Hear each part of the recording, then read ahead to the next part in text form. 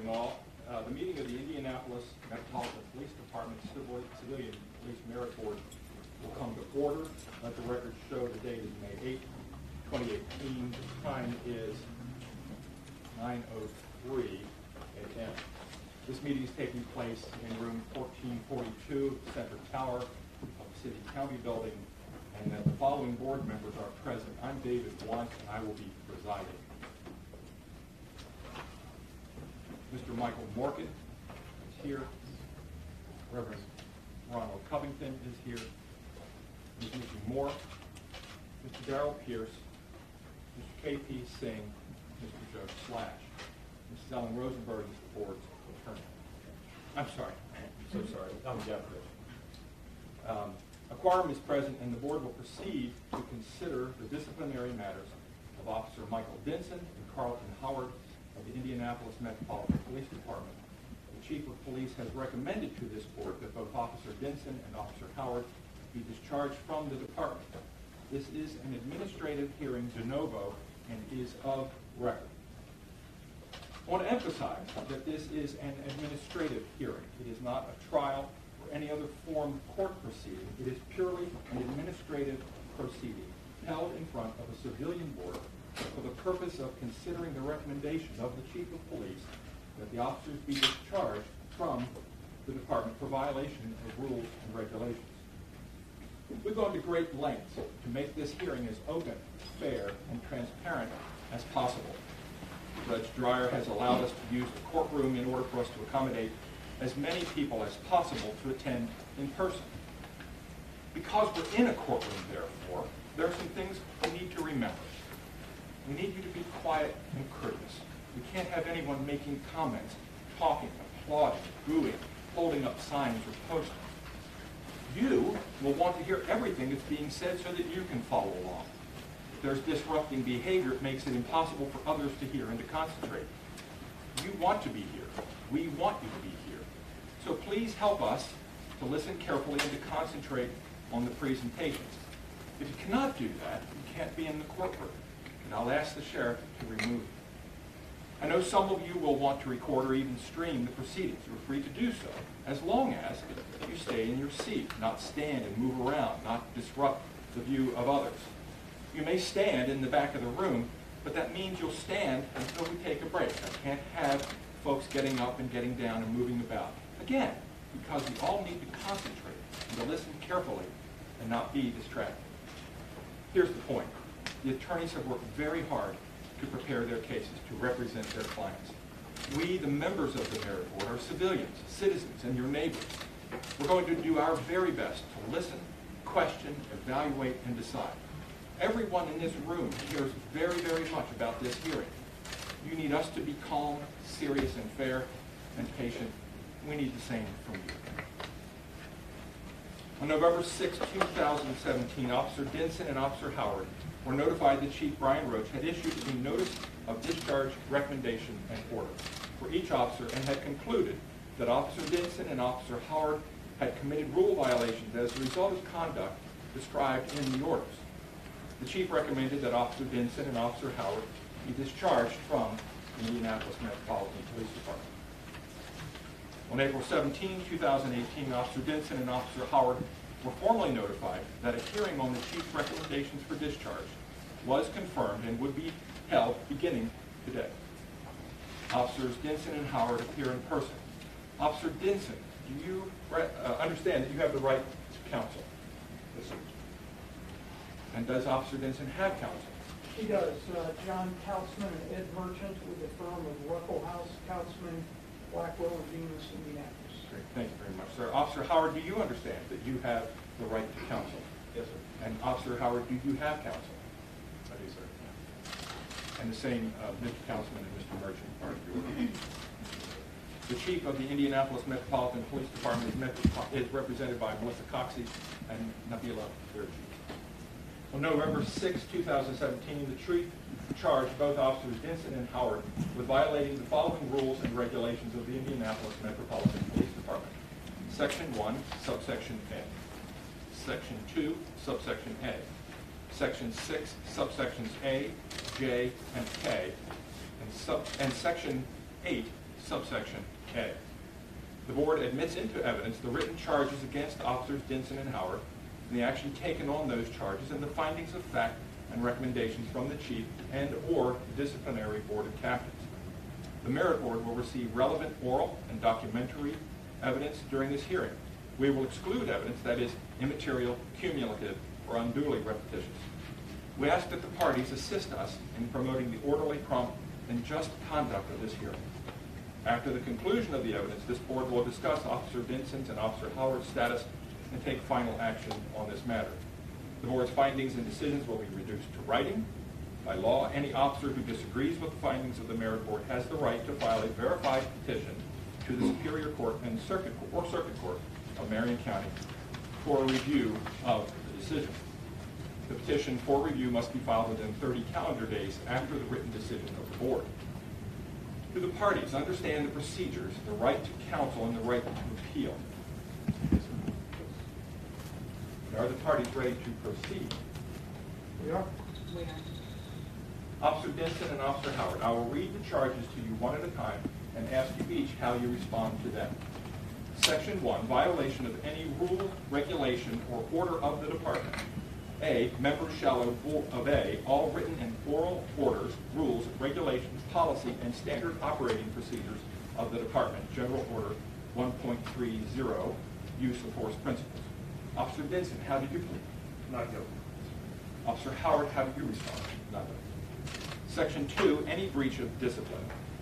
Subsection A, members shall not conduct themselves in a manner which is detrimental to the efficient operation and or general discipline of the department. Officer Dinnsen, how do you plead? Not guilty. And Officer Howard, how do you respond? Not guilty.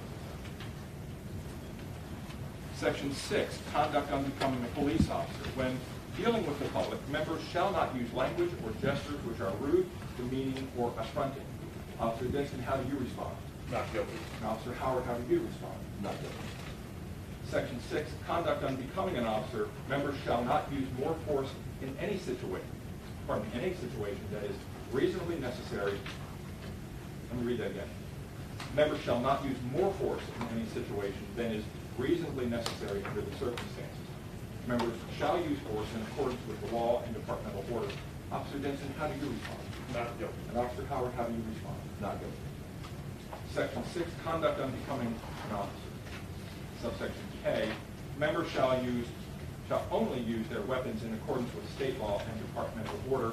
Officer Dinnsen, how do you respond? Not guilty. And Officer Howard, how do you respond? Not guilty. Section 8, violation with the determination by the chief based on the preponderance of the evidence of any state, federal, or local laws. Subsection A, members shall obey all federal, state, or local laws. IC 3541.3.3, subsection B, use of force relating to arrest or escape. Officer Dinnsen, how do you respond? Not guilty. And Officer Howard, how do you respond? Not guilty. The board and parties have agreed to a separation of witnesses. Will those of you who know yourselves to be witnesses in this hearing, please stand, and you will be escorted to a waiting room. If you know yourself to be a witness, would you please stand at this time? Okay. Folks, I'm going to ask you as well to please take out your cell phones. Silence them for me. Now, Mr. Councilman, I understand that you have a motion that you would like for us to hear, and we'll do that before opening statements by the parties. That's correct, Mr. Chairman.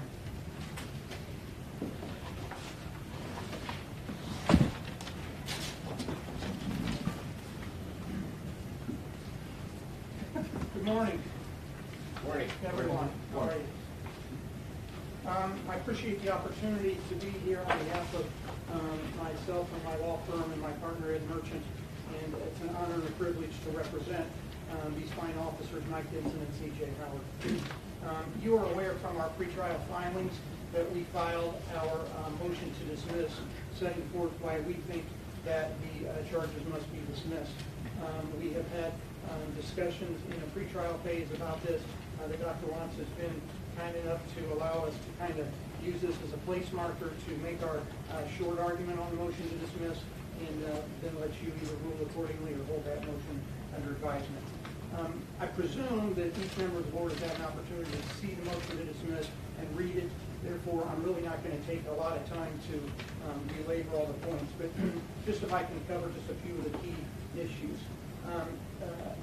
We believe that as a matter of law, and that's the significant thing here, as a matter of law, that Dinnsen and Howard did not violate the IPD use of force general orders and policy, because that policy is based directly upon the specific Indiana statutes. And the officers have already been found not guilty to have violated those statutes. And so therefore, since the special prosecutor reviewed this matter based upon the criminal investigation done by IMPD and a criminal investigation done by the St. Joseph County Special Investigator, what the special prosecutor was looking at was exactly the standard that is built into or engrafted in the IMPD general order. Basically, what it talks about in those state statutes is for someone to be able to use deadly force, they have to reasonably believe that their life is in peril. That's what it simply comes down to. That's what the IMPD general order comes down to as well. And so our point is fairly simple. When the prosecutor, who has the ability to review these matters and look at whether or not the facts meet that standard or not, and clears these officers and finds that no criminal charges should be filed, essentially you can't have an inconsistent result with the police department based on those same rules and standards. Therefore, collateral estoppel bars any further action in this arena when it's already been conclusively determined in that binding judicial arena. And probably the easiest way to think of it is this. If the prosecutor had decided the other way and had charged and convicted these guys, they couldn't come here and ask you guys to unconvict them on the same set of standards. Well, the same scenario should hold true.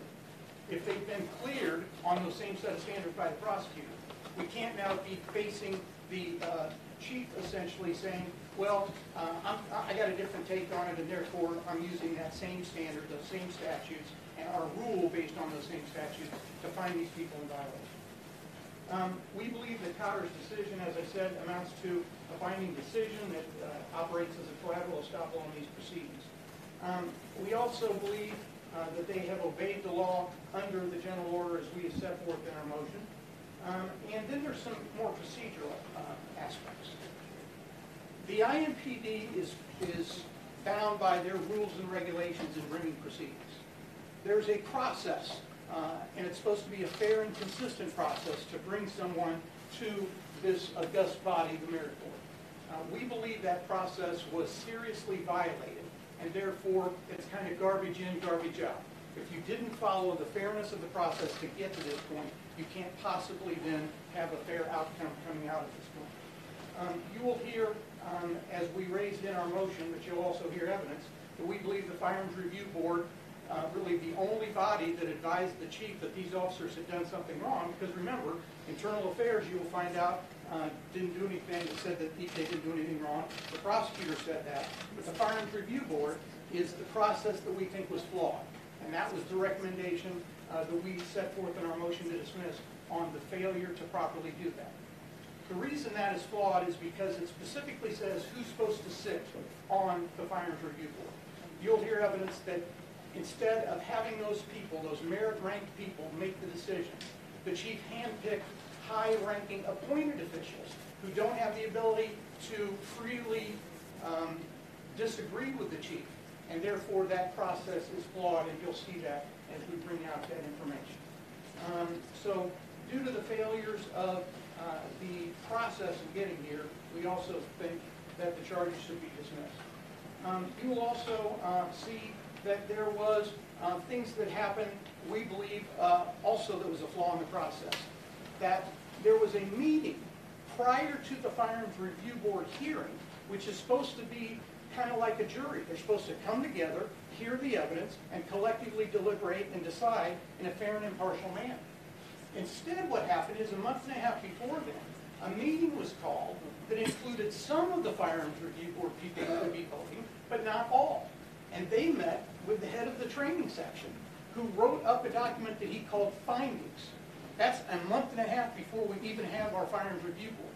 Those findings then get cut and pasted into the outcome of the Firearms Review Board. It doesn't meet the smell test on fairness to get to this point. Therefore, we believe that that is another aspect of flawed charges getting us to this point. I can go on about some of the other more minor points in the motion to dismiss, including the fact that we think the disciplinary action was not brought in a timely manner pursuant to the contract, the collective bargaining agreement, but we cover that in our motion. We think that several of the charges are not supported by any factual basis.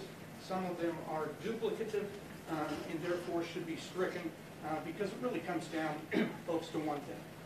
Did these officers violate Rule 1.30? That's going to be the question. Our motion says that that decision's already been made by the special prosecutor based on the same standards and the same issues.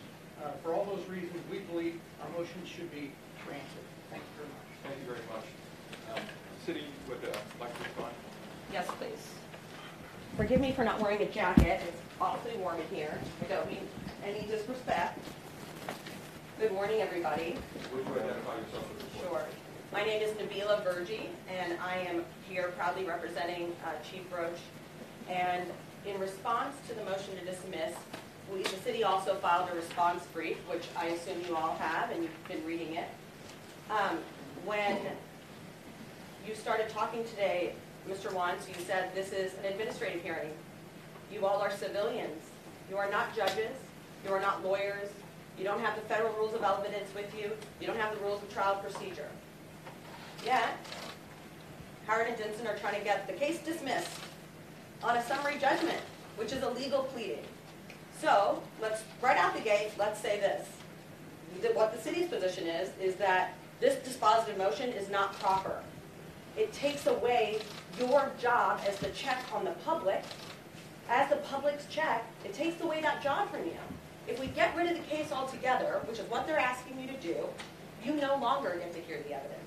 You no longer get to hear from the witnesses. You no longer get to hear from, you no longer get to see the evidence in the file. That's what they want from you. So, based on that reasoning alone, we think you should deny the motion to dismiss. But let's also look at some of the legal arguments that Howard and Dinnsen are making. They're saying, stated kind of plainly, right? They're saying that because the special prosecutor did not find any evidence that warrants bringing charges beyond a reasonable doubt, because remember, that's the criminal standard. Their argument is that because there were no criminal charges, they've been found not guilty. Those are not the same thing. Criminal charges were not filed against these folks. Now, they still could be, because a jury was never impaneled.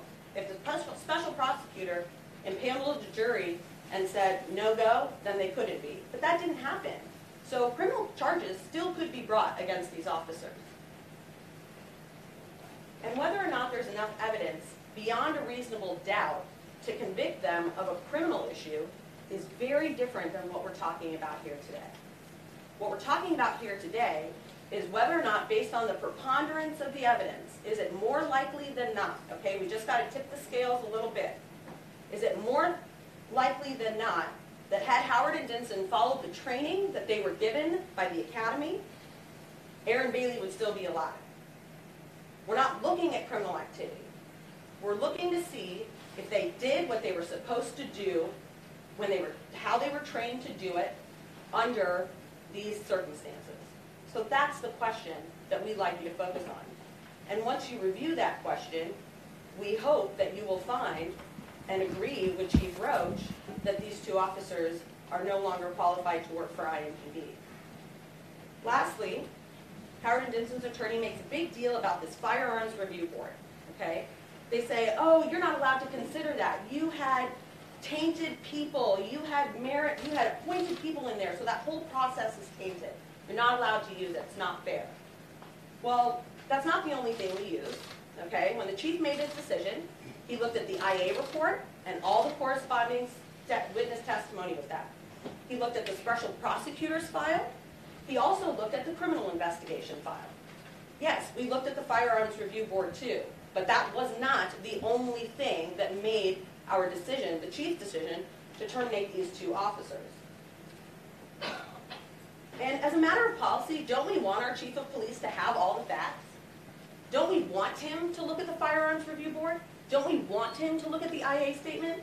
Don't we want him to look at the special prosecutor's report? Don't we want him to look at the criminal investigation? We want him to look at all the evidence and see whether or not the two officers should be terminated. Otherwise, how can he make a good decision? So for those reasons, we respectfully request that the motion to dismiss is denied. Thank you.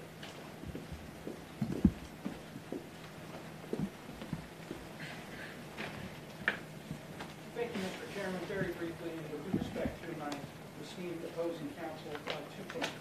Number one, the prosecutor doesn't file charges based upon a standard of proof beyond a reasonable doubt. That's what a jury convicts on. A prosecutor files charges if they have probable cause to believe that someone violated the law. So when they are going to try to get up here this week and tell you that there was probable cause that these guys didn't properly shoot the invader, it's the same standard that the prosecutor was looking at, number one. Number two, this concept of, and I'm glad she acknowledges it, it's the chief's burden to prove beyond, by preponderance of the evidence, that it's more likely than not that these guys failed in not having reasonable belief to believe that they were going to be shot by an invader. Preponderance of the evidence is a higher standard than probable cause. And therefore, it kind of makes my point for me. If the prosecutor didn't even have probable cause to find the charges, how could one find that there is a preponderance of the evidence to support that same allegation? Once again, we believe that it is incumbent upon this board to follow the law and to follow the rights of these police officers. I'm not trying to truncate or somehow obviate the merit board. There are plenty of situations where you hold an important function and an important oversight. But part of that is following the law, and that's what we're asking you to do. Mr. Councilman, I'm going to take your motion to dismiss under advisement, and that we will rule on this at a later time. Thank you, sir. I'd like to proceed then and explain how we'll conduct this hearing. Thank you very much, councilors, for that. We'll begin with opening statements by the parties. The chief's statement first, followed by the officer's statement. Proceed then to the chief's case-in-chief and each of the witnesses, direct examination, cross-examination, and questions by the board, any redirect examination or recross-examination. Then we'll proceed to the officer's case-in-chief. Each witness then will be directly examined by the officers, cross-examined by the chief with questions by the board, redirect examination, and recross if necessary. And then if there will be any further proceedings at the board's discretion for rebuttal witnesses called by the chief, or surrebuttal witnesses called by the officers if necessary, and then any other rebuttal witnesses. We'll then have closing statements by the parties, the chief's closing statement first, the officer's closing statement next, and the chief's rebuttal. At the close of acceptance of evidence, the board will go into executive session to discuss Officer Dinnsen's status and Officer Howard's status. We will not take a vote in closed session. We will take final action in the open session. Thank you for attending. I will say one more thing. We are going to keep the proceedings moving along as quickly as we can, making sure that you get the opportunity to fully and fairly present your cases. But we're going to have a hard stop today at 5 p.m. We will also break for lunch around noon, and we'll have a mid-morning and a mid-afternoon break as well. We'll do the same thing for us. So with that, Chief's case may begin with open record.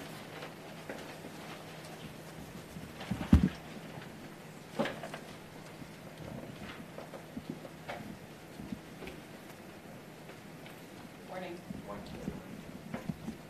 So I started thinking about how I wanted to approach my opening statement last week. One of the first things that struck me is how sad I was when I realized that I was going to have to do this. Okay. Ms. Thompson, we have air blowing behind us. Oh. If you would please speak up just a bit more. I'll just walk closer. You do not need to stand behind us. Okay, I wasn't sure if there was a mic or where we're supposed to be for that. Okay. Sorry. Okay. Can you hear me? Yes. started thinking about preparing for my opening statement and also the presentation of evidence, I just felt very sad. I mean, it is always sad when a member of our community unnecessarily loses his life. It is always sad when two young officers who clearly love their jobs face termination. But what struck me genuinely over the past couple of weeks in preparing is how inspired I became.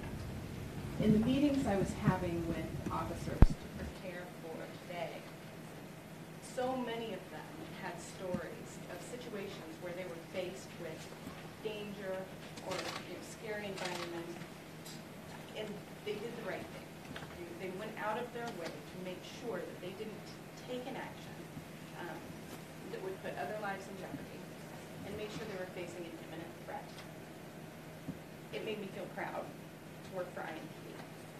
I still believe we are the gold standard of law enforcement agencies across the nation. We do more with less than anyone. But with having such high expectations for our officers, the unfortunate reality is sometimes they will fall short. Sometimes they will fall short of those extremely high expectations. And to lower those standards minimizes the sacrifices that are made by officers every single day in the field. So I want to talk to you a little bit about what this isn't about. Aaron Bailey is not on trial here. You may hear a lot of smoke and mirrors, things that don't matter. It is relevant, Aaron Bailey's behavior that evening. It is relevant what the officers knew that evening. But outside of that, this isn't about Aaron Bailey. We believe, once you hear all of the evidence, you'll concur with the chief that the officers should be discharged from employment. Report, are you able to hear? Yes, sir. Thank you very much. Mr. Councilman, are you ready to prepare, sir? I am, thank you very much. May we approach? Absolutely.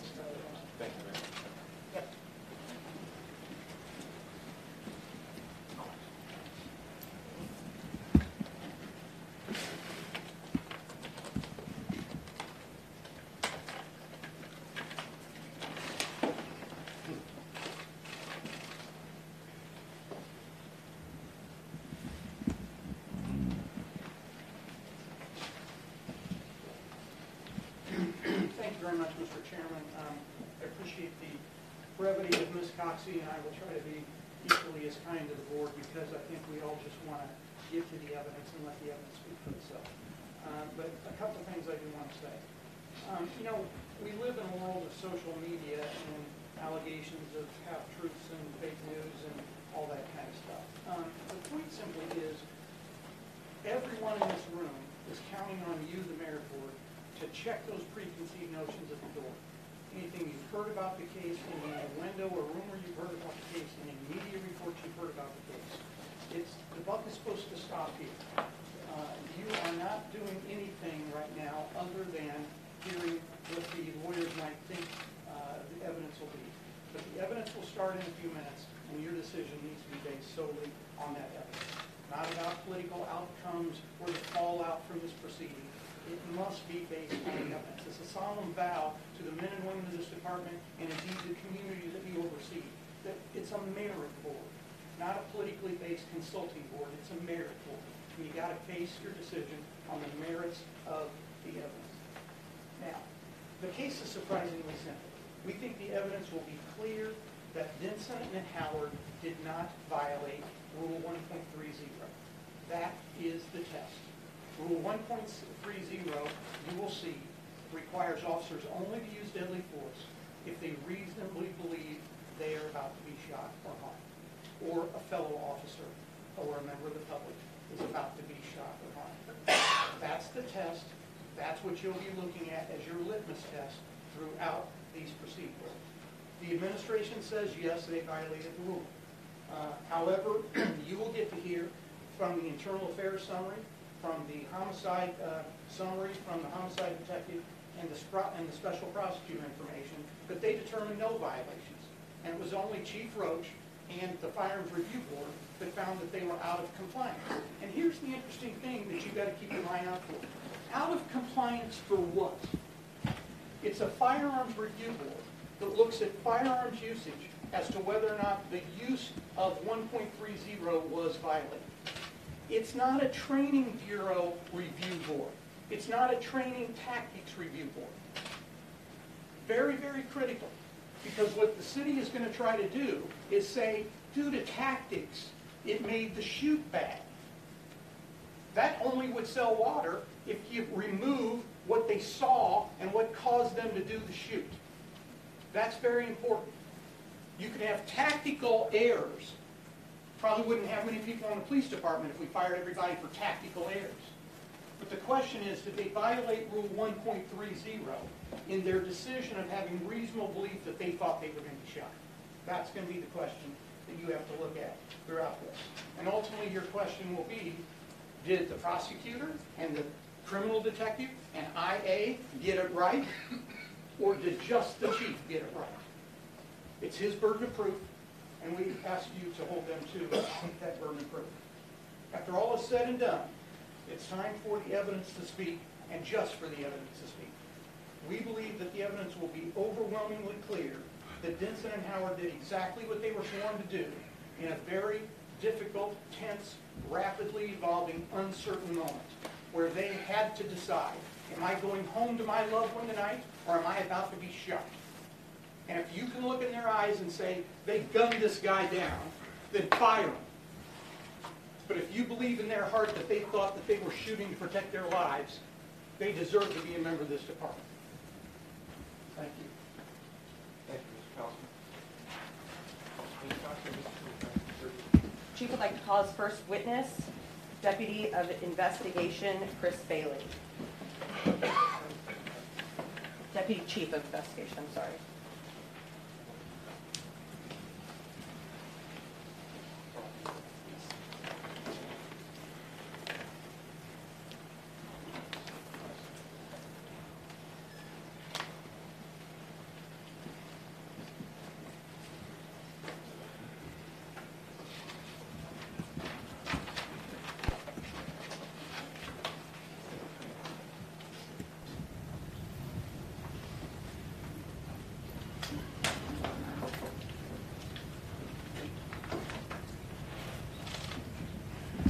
Deputy Chief Bailey, if you would please take a witness stand, please, Sean.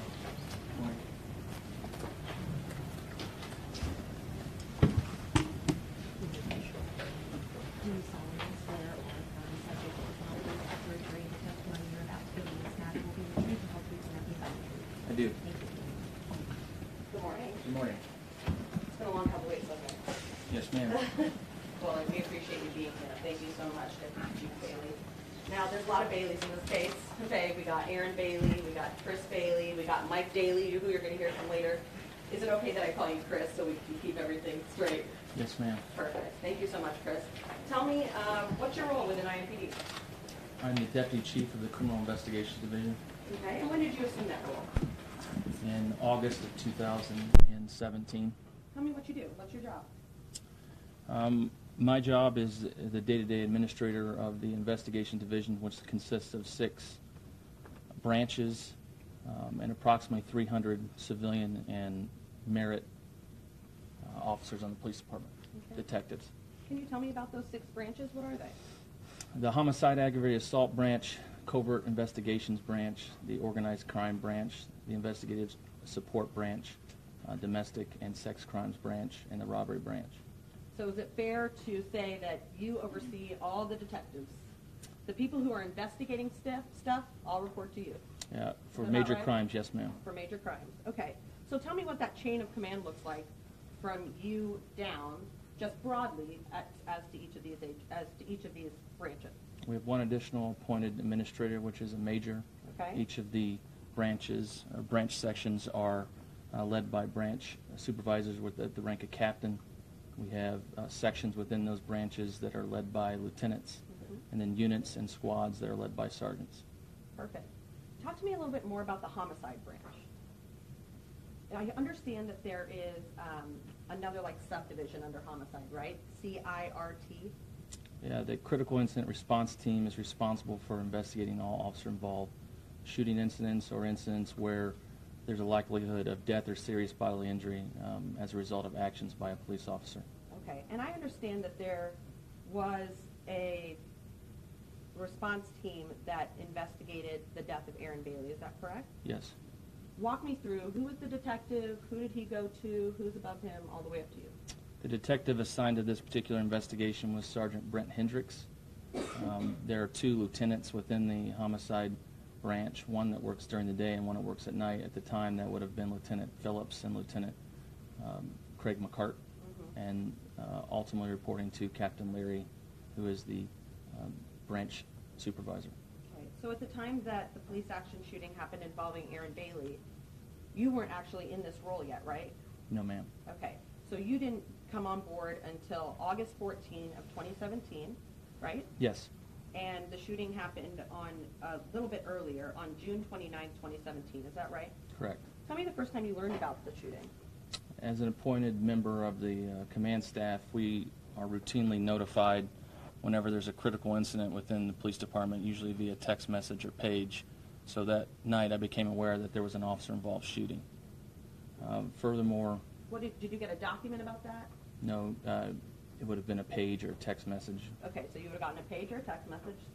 Then what was the next? How was the next time you learned about it? All major incidents from our branch, the detectives complete an interdepartment communication called a commander sheet, which is information learned on the initial investigation that's distributed within the first 24 hours to give us a idea about what occurred in the initial steps of the investigation. That command sheet goes to all the command staff. Is that a fair assumption? It goes to command staff and most of the division. And most of the division. So everybody knows, hey guys, this is what went down, right? Yes. And who authored the command sheet in this investigation?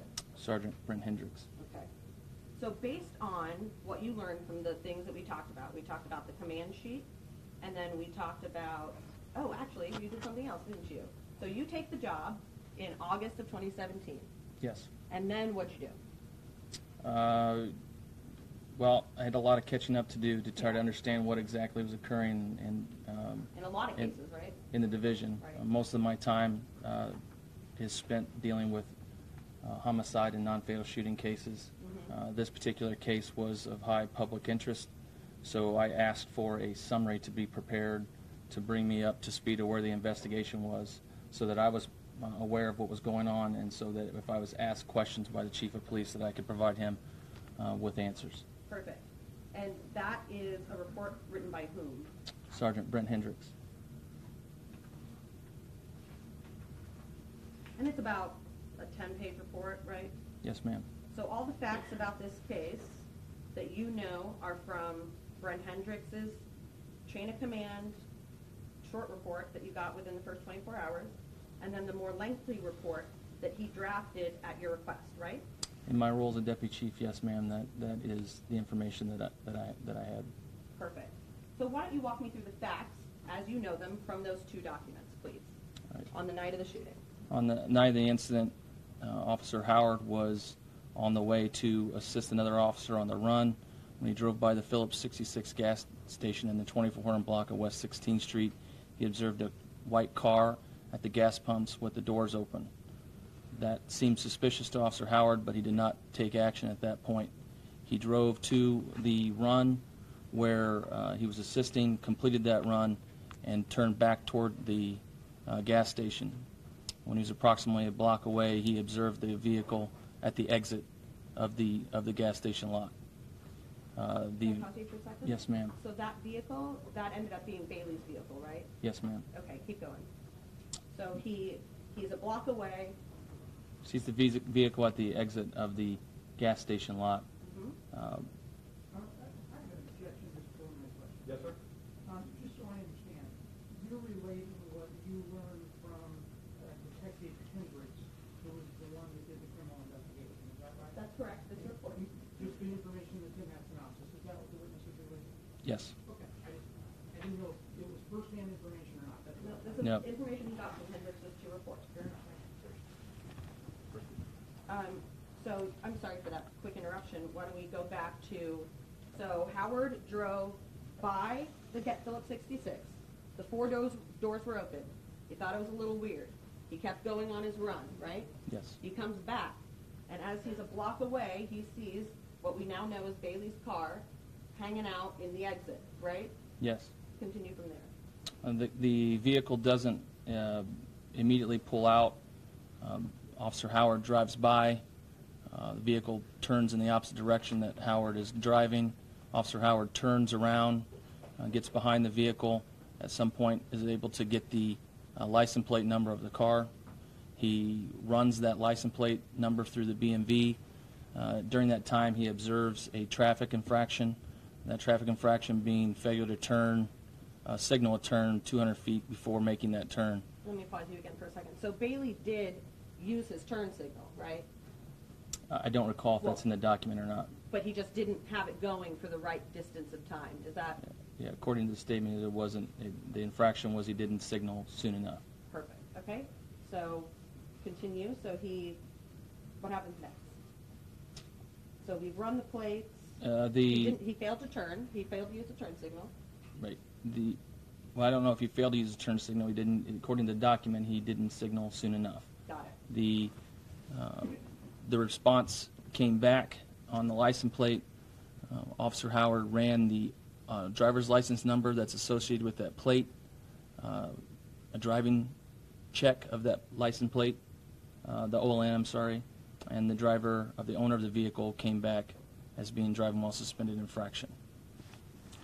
Officer Howard made the decision to conduct a traffic stop and conducted that traffic stop. He approached the driver's side of the car and spoke with the driver, who identified himself through an ID card as Aaron Bailey, and also received an identification card from the passenger, Shawana Ward. Officer Howard, according to the report, said that Mr. Bailey was nervous and very talkative. Officer Howard went back to his car, notified Officer Dinnsen of the traffic stop via the TAC radio, which is an in-car radio, and ran the driver's license information, or the ID information, for both Mr. Bailey and Ms. Ward. As those responses were coming back, that's when Officer Dinnsen arrived. According to the report, inside the cars, we have a computer system called Z-Client. Z-Client's what we use to run license plates and driver's license. There were multiple warrant alert hits that came back when they ran Mr. Bailey's name, which is sometimes typical for sound-alikes or similar sounding names. To my knowledge, none of those warrants were for Mr. Bailey. Additionally, there was an alert that alerted Officer Howard that Detective Benner from the homicide branch wanted to speak with, or in some way wanted the officers to detain Shawana Ward for a homicide investigation. The specifics of that were not mentioned in the report, or what her specific involvement was. The decision was made for the officers to go back up to the car. Officer Howard went to the driver's side door, asked Mr. Bailey to exit the car. Mr. Bailey asked why. Officer Howard asked Mr. Bailey to exit the car again, and the vehicle took off with Mr. Bailey behind the wheel, leading the officers on a short vehicle pursuit. The vehicle pursuit ended when the car crashed into a tree. Both Officer Dinnsen and Howard pulled up behind Mr. Bailey's car. They removed their seatbelt. They opened the door. They exited the car. They took a position. They removed their handguns. Officer Howard, in the report, noticed that Mr. Bailey was dazed and that both the airbag on the driver's side and passenger side of the car had deployed in the crash. The officers began giving verbal commands. There is some discrepancy in the report exactly what those verbal commands were. According to an independent witness in the report, Zenith Eaton, who was near the incident, stated he heard the officers yell, "Get out of the car," 4 different times. There was another independent witness, Kenneth Long, who stated that he heard both the officers say, "Get out of the car" and "Get your hands up." In the report, the report states the officers' commands were, "Get your hands up." I'm sorry, if we're going to object and move the strike on some of this stuff, I don't mind him relating what the detective did, but if we're now going to give third and fourth hand into what certain witnesses said, we ought to see those witnesses here so there's a discussion. I'm happy to identify. You said in your opening statement that you were going to rely on the IA, you were going to rely on the homicide detective's report. Everything he has just said comes from those documents. We are happy to call those witnesses if you like, but those reports, everything he has said comes from Hendrick's report. Probably we should hear from him. I hope you call him. We plan on. Go ahead. Stand by. Stand by. So your concern is that, again, that Deputy Chief Bailey is providing testimony from the report? Yeah, I realize hearsay is admitted in an administrative hearing within reason and all stuff like that. Right. And it's okay for him to relate what his now subordinate Henry did in terms of that, what that report does. And we stipulated to the report, and we'll be able to change report. I'm just saying when he gets to the point that says, I learned this from Hendrick learned this from this guy, and this guy's not even going to be there, but here's what he said, it's getting a little attenuated. Thank you. Continue. So let me rewind you back a little bit so we can get caught up. So they stopped behind the car. They unbuckled their safety belts. Can you start from there?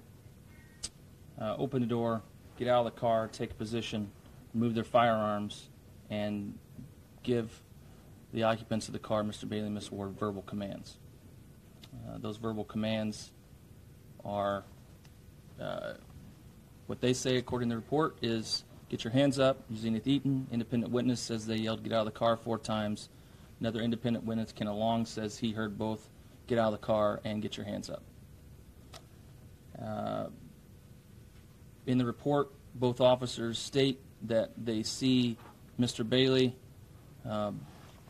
Officer Dinnsen says he sees Mr. Bailey lift the center console, which would be to his right. Officer Howard testifies that he sees, or not testifies, excuse me, in the report says that Mr. Bailey turns to his right with both hands. The shoulders move in. They both see him in the console. And then at the moment that he turns... Did they yell at each other? Anything there? Ma'am, I didn't see that in the report. You didn't? Okay. Mr. Bailey turns his shoulder blades in a form where the only possible explanation is that he has a gun in his hand and he's going to kill Officer Howard, or is going to shoot Officer Howard. Mr. Bailey makes that motion back toward the front. The officers fire 11 rounds, striking Mr. Bailey 4 times in the back. I need a sip of water after that, too.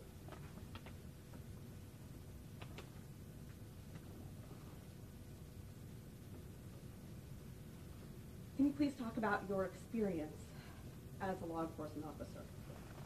Objection, relevance. I would like to know about how long he's been with the force, blah, blah, blah. Go ahead. I was hired as an Indianapolis Police Department officer in 1999, graduated the police academy in June of that year. I spent the next approximately 6 years on the South District as a patrol officer in various forms. In 2005, December of 2005, I was promoted to the rank of sergeant and was assigned to the North District Middle Shift, where I spent a year there before the merger of the Marion County Sheriff's Office and the IMPD. Because I was one of the newer sergeants, I was moved to wherever there was an opening, and I was assigned to Northwest District Late Shift. It's been approximately 9 months in that assignment before getting a transfer back to the South District, where I was assigned to Middle Shift as a field supervisor. Once on South District, I was a narcotics unit sergeant, general detective sergeant. From there, I moved on to the FBI Safe Streets Task Force. I was only there briefly 10 months before being promoted to the merit rank of lieutenant in 2011, assigned to the Operations Division in Downtown District before being assigned as the gang unit supervisor. 2012, I graduated from the FBI National Academy Session 249. When I returned, I was assigned as the Public Information Officer for Chief Rick Height. After that, Chief Rick Height appointed me as a major of the Criminal Investigations Division and then as the commander of the IMPD North District. Chief Riggs reappointed me as the commander of IMPD North District. Bryan Roach appointed me as the commander of the Homeland Security Bureau in the beginning of 2017, where I spent 8 months in that role until the tragic death of Deputy Chief Jim Waters when I was given the opportunity to be the Deputy Chief of the Criminal Investigations Division. Thank you for that, and thank you for your service. Thank you. How long were you on the streets? As a patrol officer, approximately 6 years. And how long have you worked with IMPD total? I'm in my 19th year. In your professional opinion, limiting this question from the time of the crash until the shooting, what do you believe these officers did wrong? We are going to object, and I want to make my objection very clear. If in fact he's going to be able to give his opinion, there's several other officers that are going to be here as well. I just want to make sure that they're also entitled to offer opinions. And you call them as witnesses? Oh, yeah. Yes, sir. Yes, sir. I'm going to ask the question again. Based on all of the experience that you've had, you've been with this department for 19 years. You were on the street for 6 of those years. What did the officers do wrong from the time of the crash until the shots were fired? In my opinion, as what I believe is a reasonable police officer, I believe that these officers were hurried, that they panicked at the traffic stop, that for whatever reason they had a fear, which in my opinion was unreasonable based on the information that they knew at the time, which was nervousness, flight, and the ignoring of commands. It was obvious that from the report that I read that the impact of the vehicle into the tree was significant enough to, in their words, daze Mr. Bailey for a period of time. I find it unreasonable, in my view, that 11 rounds were fired into the back of the car with no visible sign of the hands, with a limited threat motion, which was a split-second turn from the right to the left. Can you demonstrate that, please? With no plausible other explanation from the officers of what could have been in the center into that console. As a person who's made multiple traffic stops in my career, people move around in cars, whether it's to get their license, to get their wallet, to hide dope, to hide liquor, to smash a joint, and so the only in this report it says the only plausible explanation for the way that Mr. Bailey's shoulder blades turned back toward the center of the car or to the front of the car was that he had to have a weapon. in my view, that motion's going to look the same and it's probably going to enact the same response based on the panic nature of these two officers. Whether when he's bent over in the car, he sticks his hand straight up, or if he's turning to open the car door. I'm sorry, for which we're going to go. It's okay for any officer's opinion to what he believes the officer did wrong. Now he's speculating about what they would have been.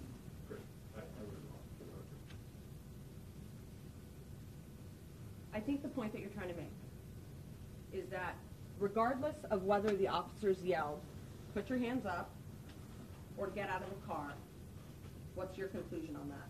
That the what? I'm sorry, repeat the question. I didn't ask it very well, I'm sorry. What's the inference that you can draw, right? Let's assume that they said, put your hands up. And then let's also assume that they said, get out of the car. Either way, what does that movement look like? It looks exactly the same. Same objection, motion to strike speculation on what he thinks it looks the same. Question and response withdrawn. From what you reviewed, I want to know if you believe a reasonable officer would have had the feeling that they were at a chance of serious bodily injury or death that would have warranted the use of force in this situation. Not deadly force. Thank you. No further questions.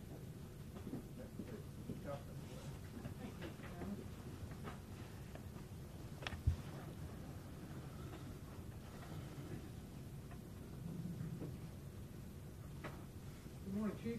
Good morning.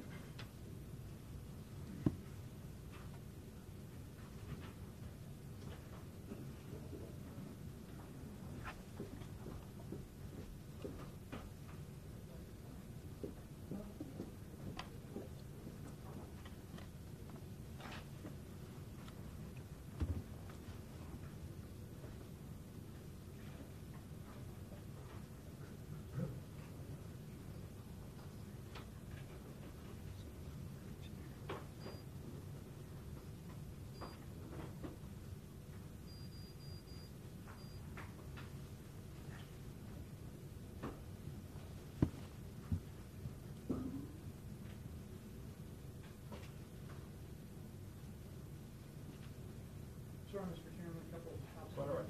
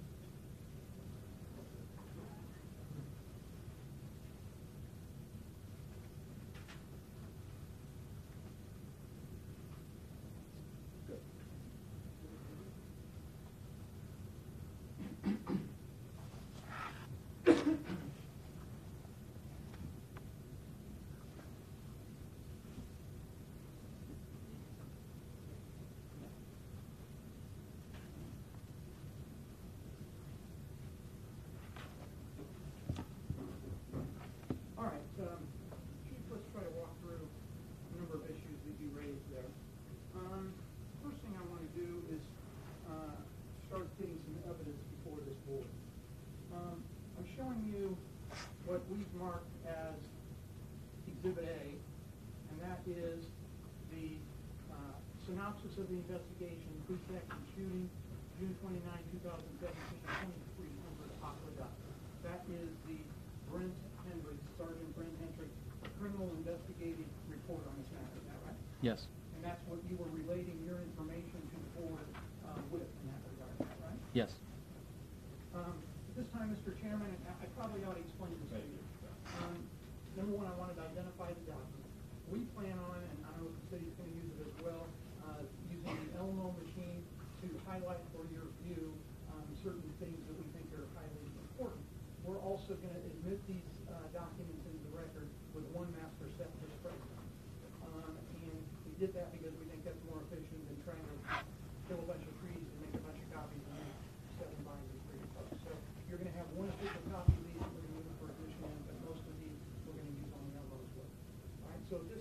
move for the admission of the Brent Henry synopsis that was referenced in Exhibit A. No objection. Thank you.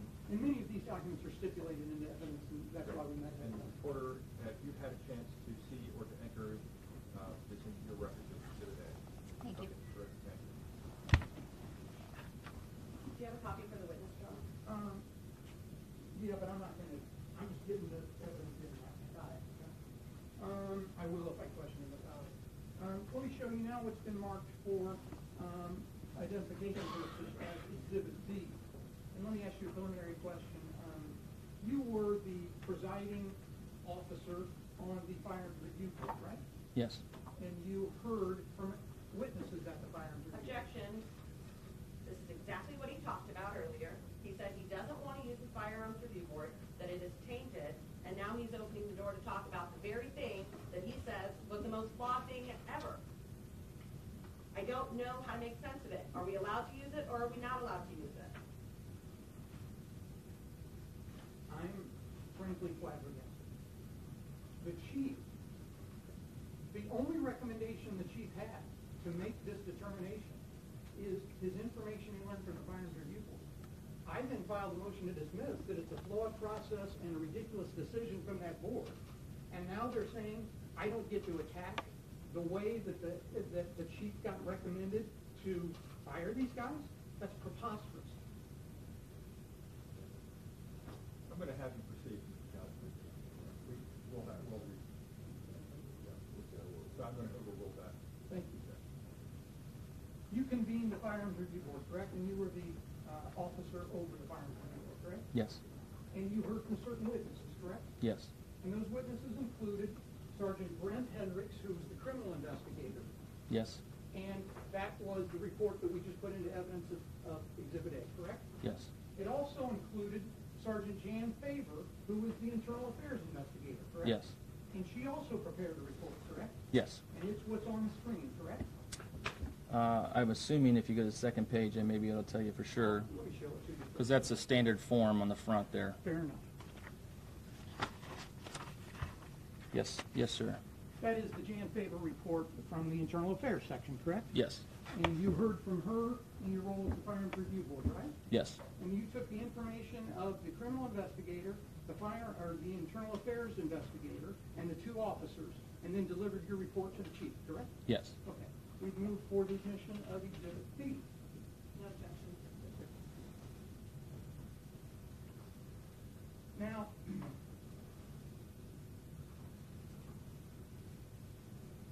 let me go back through, first of all, a few of the questions that Ms. Bergie asked you.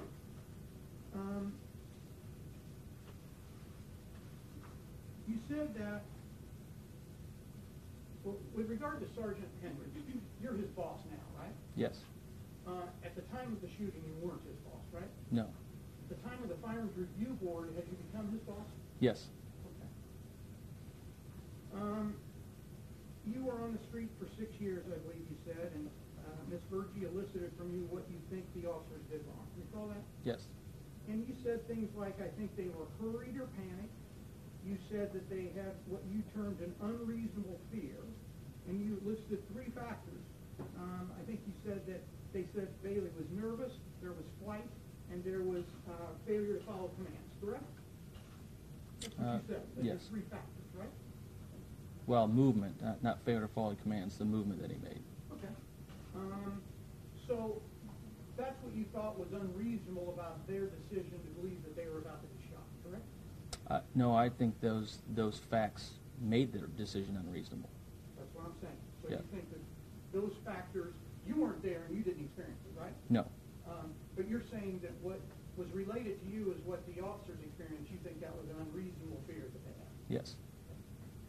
Now, you list those 3 factors or so. Did you ever at the firearms review board ask the officers to stand up with a whiteboard and list all the factors that they thought that caused them to reasonably fear that they were going to be shot? I did not. You didn't do that. You didn't think that before you recommended the termination of their careers, they ought to have the ability to lay out in clear detail to the members of the board everything that they knew that led up to the moment of that shooting? In my report to the chief, I never recommended termination. I reported that they were not in compliance with general orders. Well, do you think they should be fired now? Yes. Okay, then you never had a discussion with the chief at all? Not about in my this report. sanction? You said in my report. Oh, no, but you had a talk with the chief about firing these guys? I did. Okay. So I go back to my first question. Did you ever read or give them the opportunity to write out on the whiteboard everything that they knew? No, I gave them an opportunity in the Firearms Review Board to spell out exactly why they chose to use the force that they did. Let me ask you this. You talked about those factors. They talked about a number of things in the Firearms Review Board that led to their decision, didn't they? Mostly the three that I've already mentioned. Well, you think it was just those three? Nervousness, Okay. flight, Okay. the possibility. Well, let me roll through them and let's count them up together, okay? Okay. They talked to you about what they saw was an unusually parked car at the gas pumps with its doors open at about 2 o'clock in the morning, which may be indicative of gun or of narcotics trafficking, correct? It could also be indicative of someone cleaning their car out. Could be.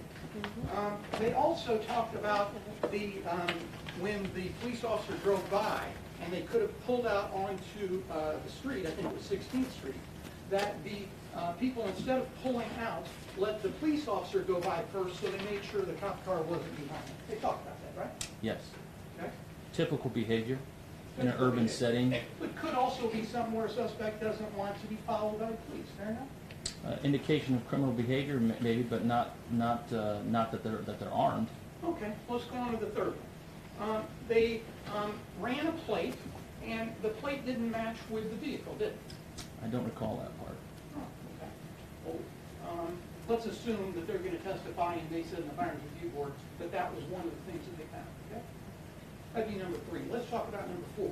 They ran a check on that plate and who the motorist was, and it came back that the motorist had a suspended license, didn't it? Suspended infraction, which is a ticketable offense, not an arrestable offense. Okay. The fourth thing that they said that they saw was a traffic violation by a person, right? Right. The fifth thing is that when they decided to make a traffic stop, the guy, instead of immediately pulling over, did what's called a slow roll. You've heard that term in police work before, haven't you? Yes. That also can be indicative of someone that's trying to figure out what their next move is going to be instead of submitting to the police, There right? seems to be some discrepancy in that. In the Brent Hendricks report, it mentions that Howard says that, but in the Firearms Review Board transcript and other documents, the indication is that Mr. Bailey pulled over right away. Okay. I guess we'll let the board decide what the evidence is on that, right? As we will on Well, you're asking me what's in the reports. I'm telling you. All right. So then they make the stop, and there is communication, I think, between Officer Howard and Mr. Bailey. And Officer Howard relates to you at the board that he believes that he's unusually nervous, overly talkative, and very anxious, correct? Yes. Okay. Once again, for a street-savvy cop, those sometimes can be red flags as to what's going on with this person. Right? They're very broad statements without any articulation. What does that mean? I don't know what that means. I don't know, did you ask him what it meant? No, but I can tell you that nervousness in an urban environment with people that a gentleman that's suspended with an infraction that may have been drinking or selling fake narcotics could make someone nervous. Let's go back to my other question. Did you ask him what it meant? I answered that. I said no. Okay. And you're holding this hearing where you're trying to get all the evidence as to why these guys fired your weapon, right? Yes. But you didn't ask them to articulate all their factors, and then when they do, you don't ask them what they mean by it. Well, I think it's unreasonable to think that the board can ask every single question that may fit into your narrative. Well, it was reasonable enough for you to say that they screwed up, and Chief, I think they ought to be fired. Don't you think that you should have given them the courtesy of saying, this is what I did, so judge me on my actions? They had the opportunity, They did? and they had several months You of called that preparation Firearms from Review you to tell us exactly what they wanted us to hear, You call and they that didn't fire- do that. You call that Firearms Review Board a fair opportunity for them to say what they did? Absolutely.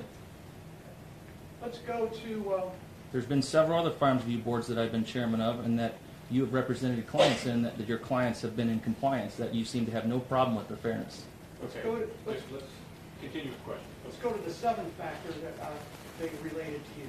that after this interaction with Mr. Bailey, they then got on their laptop and ran a check on him in what's called, I think, the Z client system and also the Interact system, correct? Yes. And in that, they learned, did they not, that Mr. Bailey had had 16 prior incidents or interactions with police and 9 prior field arrests, correct? The total was never given to me. Did you ask? I did ask. I believe Can you we show me in the fires review board transcript where you asked them and they said, we don't know? exactly. I asked exactly how they were involved in it. They brought up particular 2 cases of robbery. They didn't bring up any other cases. Okay. They didn't talk about the armed robberies, the resisting law enforcement, the battering on an officer, and the They didn't DUI? know whether or not those robberies were armed or not, or what the circumstances were surrounding those didn't- robberies. I'm sorry, they didn't tell you that they clicked on the hot link and saw under one of the robberies that he had a gun? Negative. They said that there's an alert. I think it's a standard alert that says guns or drugs. I don't think that is indicative of that particular report. I think it's a standard alert. Okay, I guess once again, we'll have to have the board decide whether or not they clicked on these links and had the information in. Right? That's the board's prerogative. I hear you. Did they tell you that there was an alert that came up, I think we're at factor number 8 or 9 now? Yeah, I'm going to object. At this point, Mr. Councilman's just testifying. I mean, he's not really asking questions.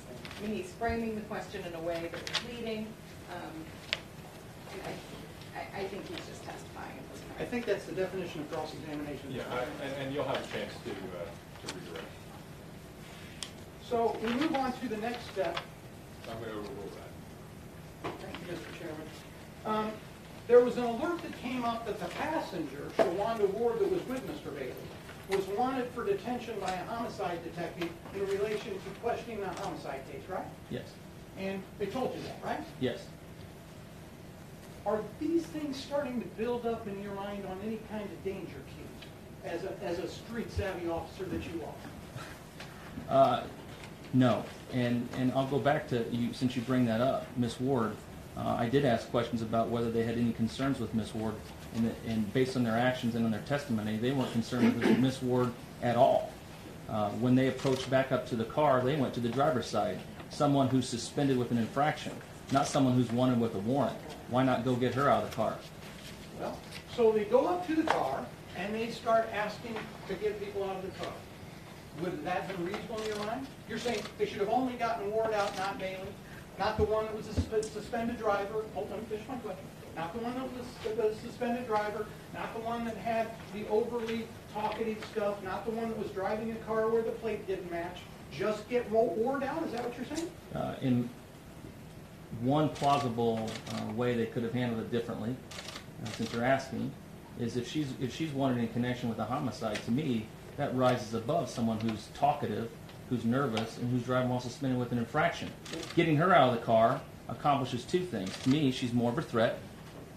Maybe you could gather some intelligence from her, ask her why is Mr. Bailey so nervous, and maybe that would help them understand why he is displaying the signs that he is. Chief, how many stops have you made in your 6 years on the street? I think that 6 years as a patrol officer, several more years as a field supervisor, including making traffic stops when I was a district commander. So I've made hundreds, if not thousands, of traffic How stops. many times did you get one person out of the car, of the suspicious car, and leave the other one in there? I can't answer that question, but I know what's happened. It has? Yes. Half of the time? I can't answer that. 10% of the time? I can't answer that question. Objection asked and answered. Leave him alone. I'll try to leave you alone here. Let me see if I can go farther. They go up to the car and they ask him to get out. And Bailey is reported to you. Bailey refuses to get out of the car even though he's asked, right? That's correct. And he's asked the second time to step out of the car and he refuses to, correct? Yes, after he asks why. And he's asked a third time to get out of the car. And at that point, he jams it into gear and takes off, You correct? missed a few things. Wait a minute. They told him to get the fuck out of the car and didn't answer his question. So are they getting terminated for using language? No, I'm telling you that maybe they escalated the situation instead of de-escalated it. Well, let me ask you this. If an officer is starting to think that I need to get these people or him out of the car to pat him down for my own personal security, and he's refusing and saying, why do I need to get out of the car? I need to get out of the car. And he's got a guy that has some prior armed robberies on his record. He's learning these danger cues. He's thinking I got to get him out and pat him down. on the third try, don't you think most officers would let that motorist know, I mean business, get out of the effing car? Is that Maybe. that unreasonable? Has that ever happened on this department? Yes. Sure it does. Those people get fired? He's not being fired for that. Okay. So then the next thing that happens is he takes off on a police pursuit through the neighborhoods at 90 miles an hour, right? I never got the term 90 miles an hour. Did you ever try to assess what the speeds were? I Ask did. about the speeds. Did you ever find out what the... I think it was around 60 miles an hour. 70 maybe. Do you know if they were following the traffic patterns at that time and stopping at stop signs or not? Typically, people in vehicle pursuits don't follow traffic laws. You know from your training, don't you, that someone that flees from the police is defined under the law as a serious violent felon, correct? Yes. He then goes on this chase, the police are giving chase, and he stacks it up into a tree going down around 23rd and Aqueduct, correct? Yes. And we'll hear evidence on the commands that were shouted, but the point is, officers get out of their car and they're shouting commands, correct? Yes. Okay. And your evidence revealed that those commands were shouted before any shots were fired, right? Well, Miss Ward, I think at some point gave a statement that she didn't hear "get your hands up" until after the shots were fired. Well, we're going to get into Mrs. Ward's statements and previous things before. I'm asking you, do you believe that they shot without shouting any commands or not? No, I don't. You believe they shouted the commands, right? I believe they shouted "get out of the car." Okay. So, do we have evidence, or did you believe that Mr. Bailey was refusing to put his hands up or get out of the car? In other words, was he not following the officer's commands, I guess is my question. I thought you said something about the commands in your direction. Yeah. Yes, he lifted the center console and turned into console. Don't you think that's a pretty dangerous thing for a serious violent felon that's fleeing the police to do when they're shouting to him commands to get his hands up and he's going into the console instead? What do we know about consoles in police work, sir? What do we know about where guns are stored by many suspects? The contrabands between contraband or weapons can sometimes be hidden in consoles between seats. So you think it'd be reasonable for a police officer to at least think he may be reaching for a gun either between the seats or in that console, right? Reasonable with other. It could be other things too. These officers were convinced that it was nothing else, and it couldn't have been nothing. It could have been nothing else. Could be other things. Let's talk about one principle that this board's going to have to wrap their arms around. You have been trained that police are not required to see the gun before they shoot, right? True. Okay. So if they're reaching in an area where there could be a weapon, and we'll talk about the term here in a minute, but the point is, these are more things that at least a police officer has to be thinking very seriously about, right? True. So then, you said he opens the center console, and we know that because the investigation that Henry's told you about said that there was a bullet hole through the open console, right? I believe that the console was open, yes. And there was a bullet hole through it. Do you remember Henry telling Yes. you that? So we know it was open, right? Yes. Okay. So then, he's digging in that area where the console is, and now he comes out of that in some kind of a turn from the console to the left, right? Yes. And your evidence was that C.J. Howard was to the left rear flank of the car, correct? Yes. So it appears that the suspect, instead of putting their hands up, digs into the console and comes this way with C.J. Howard standing right over here, right? The testimony was that he never made it past the front of the steering wheel. So coming all the way to the left, I don't think that happened. Now, I looked really carefully in that Firearms Review Board transcript, and we'll talk about the transcript in a minute here. But did you ever ask them to define what it meant to get past the steering wheel? No, I asked him to use it as a compass and tell me how far past that he went. All right. You use that word as a compass? I think I said compass in some form. And did you videotape the Firearms Review Board? No. Okay. And so whether or not they interpreted your words as, if this is the steering wheel, is past the steering wheel mean here, meaning my breastbone? Does it mean here, meaning my shoulder? Does it mean getting past the edge of the steering wheel? How did you define that, or how did you record so that the chief knew what they meant by your question about getting past the steering wheel? How did you do that? I didn't define it. Okay. And then, upon him making that turn, the police officers shot, correct? Yes. So I just went through with you, not 3 factors that you thought were unreasonable, but 18. 18. I can see the first 6 or 7 might be normal people. I can see the next 10 or so being, it's a little bit yellow danger zone, but not over the top. But when an officer has a building block in his mind that the suspect is doing this, this, this, this, and this, we might have a problem there. This, and this, and this. Holy cow, what's going on? What's the guy have that he doesn't want me to see? This, this, and this. Holy cow, I'm going to get shot. Are you telling me that you never had them go through all these factors as to why they fired? They went through them, not one by one like you're doing, but they Okay. went through them. Well, don't you think it was incumbent upon you to go through them one by one and relate it accurately to the chief of police? I think it was relying on them to tell their story, I see. Mr. not me to Councilman- tell their story. Excuse me, sir. Mr. Councilman, are you entering this as evidence, sir? Or Not, is this a problem? not at this juncture. Do you anticipate that will be Yes. used as evidence? And it's probably going to be a demonstrative exhibit. It's not going to be a substantive exhibit. We may move as a substantive exhibit after the officers testify as to each of these factors.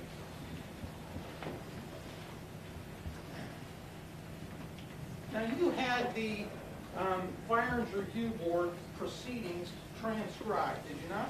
Yes. And that is so it's available for the chief to review if he wants to do that before deciding if he's going to try to terminate their careers, correct? Yes. And did you provide that transcript to the chief? I did not know. Do you know if anybody did?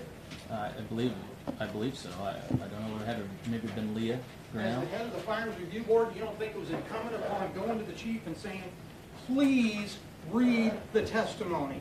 Please base your decision on the evidence. You don't think that was important? That happened. It did? Yeah, basing You're the saying you decision just on the. did it. Okay, I didn't so- hand delivering the transcript. No, All right, but you told him to do it. he reviewed all the documents that I from my You're assuming understanding. that, or you told him to do it? No, I knew that he was going to review all the documents that we had in place, which is a lot. All right. How long did it take the transcript to get typed up? I have no idea. Were any decisions made while he was waiting for the transcript, or did he wait and did you go to him and say, my understanding the transcript's been typed up, you now get to hear exactly what we heard, have you looked at it? Did you follow up with it? The decision was made before the transcript was typed. It was. Yes. So the fact that the, let me show you the transcript. That's the transcript, isn't it? Yes, Did you ever look at the transcript? I did. Did you see the number of inaudibles in the transcript? No, I didn't notice a lot. You didn't. No. Well, we could take the time, but I'm going to ask you if you might take my word on this. I counted up the number of times the word inaudible appears in the 80-some page transcript. It's 236 inaudibles. 236 in 80 pages. Can I make an objection, please? Sure. I will stipulate to the fact that the firearms review transcript might have a couple typos in it, and there are sections that are inaudible. And I will also stipulate that Mr. Kautzman can argue that the transcript was deficient in closing, but can we move on from this line of questioning? I don't know why are we moving on from cross-examination when I'm trying to get him to accept? I'm just trying to make it quick for them, but go ahead. Hang on. Mr. Councilman,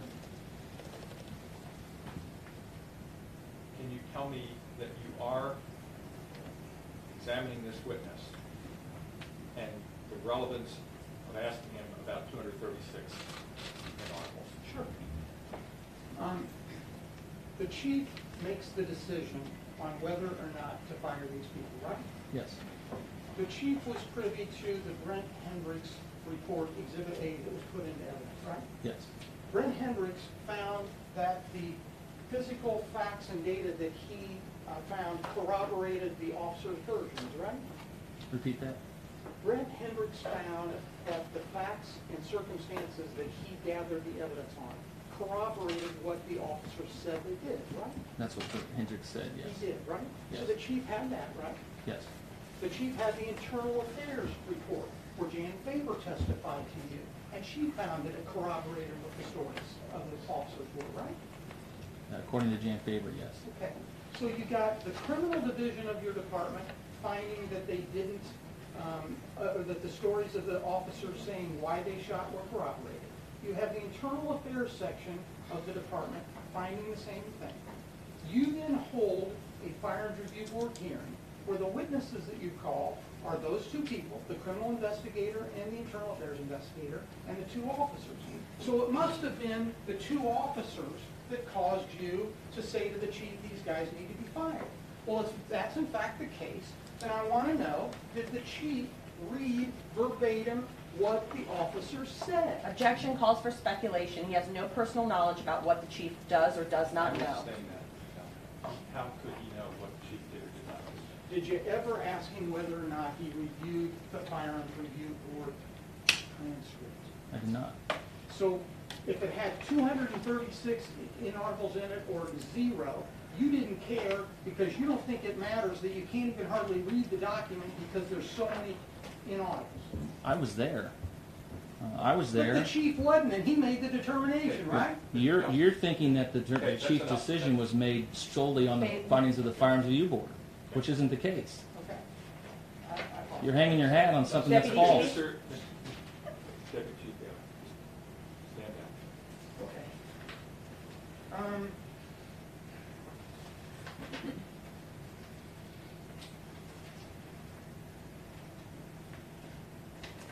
In the firearms review board, you said you were there, right? Yep. Yes. Here's the transcript. In the first page of the transcript, when you kind of tell everybody what's going to happen and set the stage, right? And you know what I'll do, Mr. Chairman? Okay, I'm sorry, sir. In the first page of the document, you set the stage on why we're here that day, right? Yes. And you say, if I'm correct here, that it's the board's function to hear the testimony presented before the board and thereafter make findings and recommendations to the chief of police as to the use of firearms, right? Correct. It doesn't say make recommendations to the chief on training tactics. It says as to the findings on the use of firearms, and that's what you told the board, right? Yes.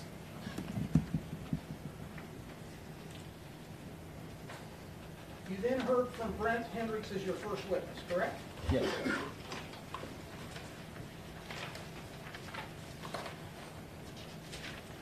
So let's go through some of the evidence that you heard. What Hendricks told you is that he attended the autopsy, right? Yes.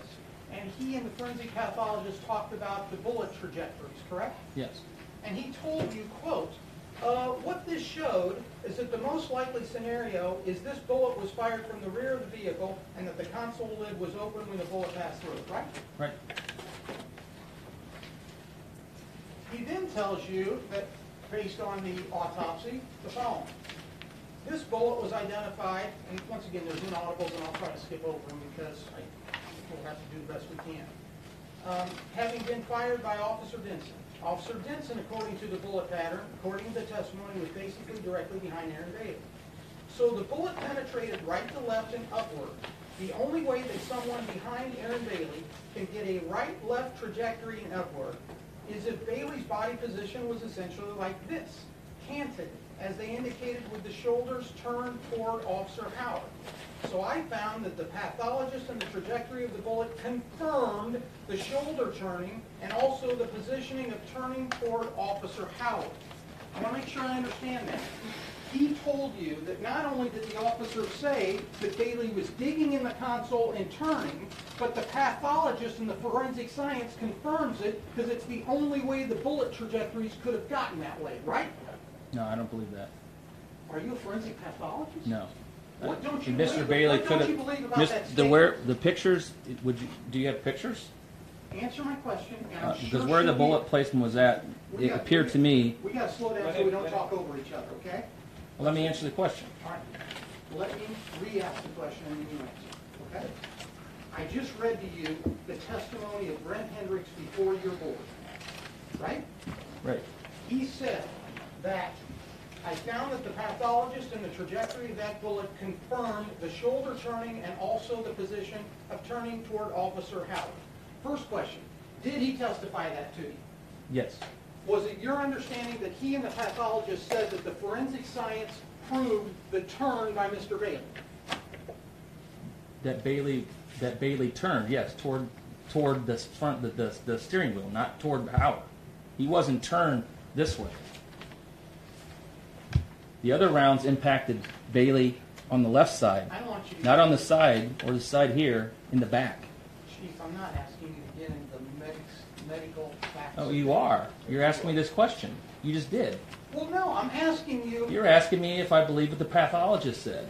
Objection, So that is. argumentative. So, I'm sorry. Do you believe what the pathologist said? I don't believe that the body, that Mr. Bailey's body was canted and turned toward Howard's direction. I don't believe that. So the pathologist had his forensic science.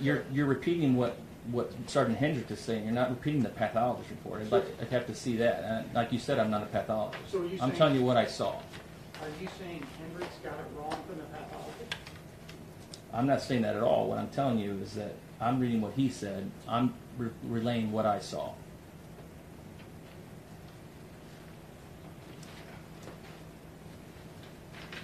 The next thing that was testified to you was that he said, I think the most reliable source, according to the record, is, and Shawana Ward's reaction, is that the officer said, show me your hands. That was the testimony, right? Yes.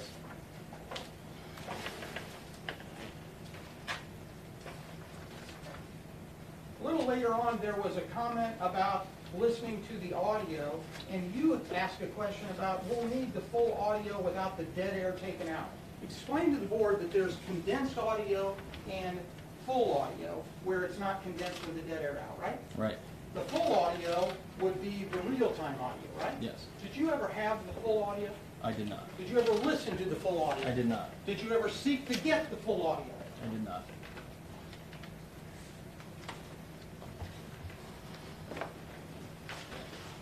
You've been to Force Science Institute before, right? I received that training in 2010 as a member of the IMPD Leadership Academy All class. right. And through the Leadership Academy, they brought in, I think, Dr. Bill Lewinsky, right? Yes. Who is the founder of Force Science Institute, right? Yes. Probably the leading think tank in America on the issue of officer-involved shootings and the biodynamics of that, right? I don't know that answer to that question. You don't think that that's the reputation of that group? I don't know enough about the company to say affirmatively one way or the other. Did you know enough about it that the chief of police actually paid to have Wethington and Breedlove Force Science certified? So he I could can't come back? testify what the chief knew. Well, did you hear that? Did you know? Well, I knew that Wethington and Breedlove taught the subsequent classes of the Leadership Academy in that science, and it was received very poorly. And it's because they went and got Force Science certified training, right? Yes. In the Firearms Review Board, Detective Hendricks spoke to you about principles from Force Science, like reaction time and what's called the OODA loop, right? Yes. What's the OODA loop? Were you trained on that? I've heard it multiple times through training and otherwise, Do you know what it means? conversations. Observe, orient, decide, act. Right. And that has to do with what an officer has to process on deciding whether or not they need to fire their weapon, correct? I don't know enough about it to say that that's in fact what happens every time. And there's also testimony about reaction time. You know that the officers are trained about action versus reaction, and that action always beats reaction, right? Typically, yes.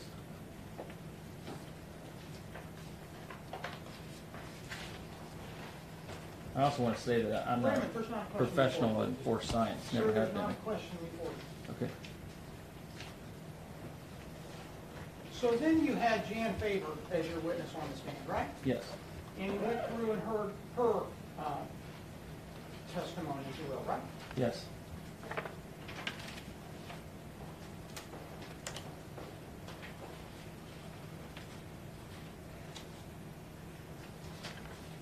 actually asked her if in her interviews of the officers, she found them to be, quote, open and honest, right? Yes. What did she tell you? She said yes. She said very much so, right? Yes.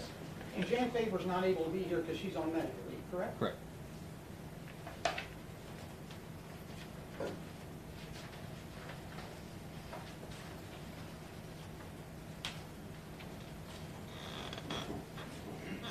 You had said that you had some questions about the 11 shots that were fired. Do you recall that in your direct testimony? Yes.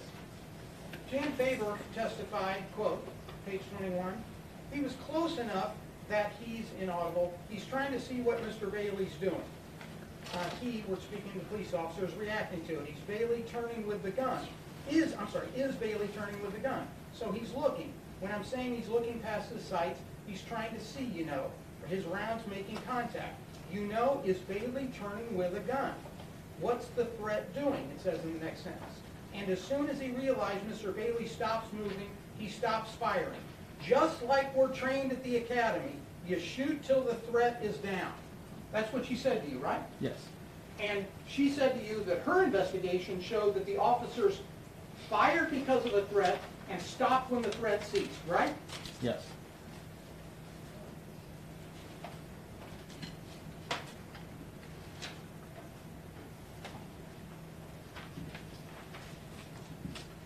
Your counsel has talked about tactics and positioning and training issues. She was asked about that, and she said, did she not? So they try to position themselves as tactfully as possible. Bailey's vehicle was at an angle. There was no way they could have parked at an angle because of the building and because of the road. So they tried to park themselves as best as possible. That's what you told her, right? Yes.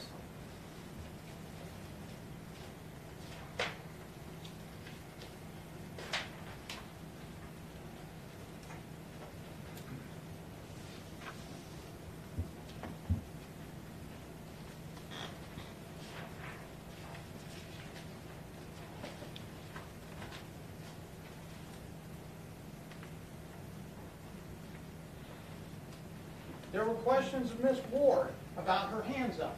And she said that the officers said that Ward's hand were up and Bailey was digging in the console, right? That's what the testimony was, yes. And she says, from a question from your board, so back to Ward. Ward is the passenger. Do we have any corroboration other than Howard and Dinnsen that her hands are up prior to the shooting? Her statement says that she puts her hands up after. The answer, there's another question, I think, by you. I listened to the statement last night a couple of times, and she says the airbags impacted her. She's dazed. She hears shots. And then she hears people yelling, get your effing hands up, get your hands up. That's what I think she said. That's what I remember seeing. That's your words, right? I believe so.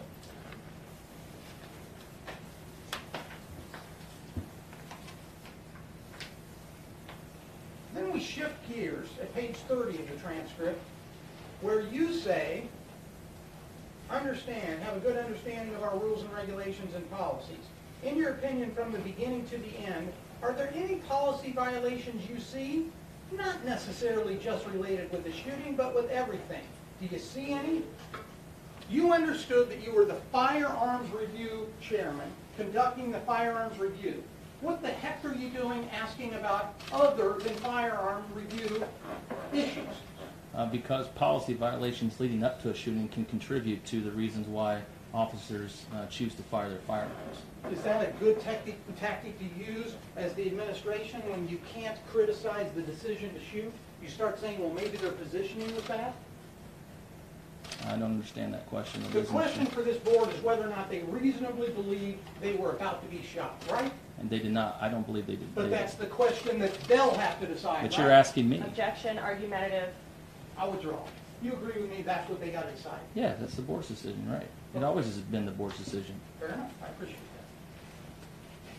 that. We absolutely agree on that. So anyway, you shifted gears and asked her about these other violations. Here's Jan Faber's response on the next page. Quote, I didn't see any violation. Again, is there training issues? Possibly. I don't know how they are trained. But we can cite them or punish them for a training issue, referring to them as policy, but I don't think it would fall under policy. That's what she said, right? Yes.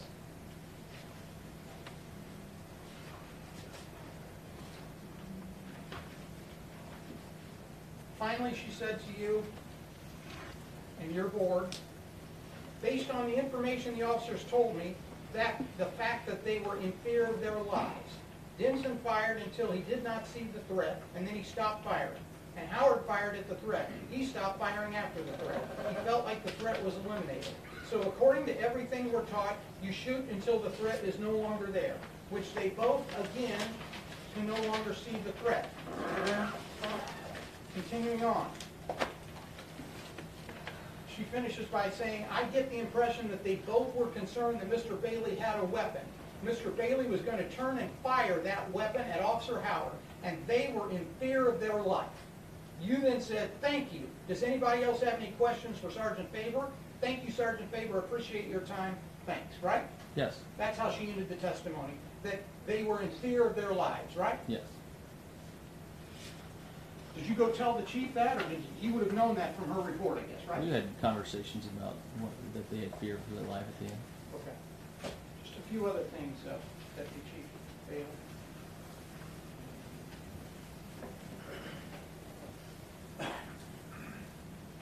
In the Firearms Review Board, I saw a reference in there about C.J. Howard telling you that there was confirmation on the audio tape where you can hear when Dinnsen keys up, C.J. shouting in the background about, get your hands up. Recall that? I remember that. Did you go hear that portion of the tape? I did not. Do you think that was possibly important, but you didn't go do it? I think that they said get your hands up after the shots were fired. I believe they said that. Before that, I think they were saying get out of the car. That's just kind of your take on Because things, that's right? because they were telling him to get out of the car before. Okay, we'll see if that's the evidence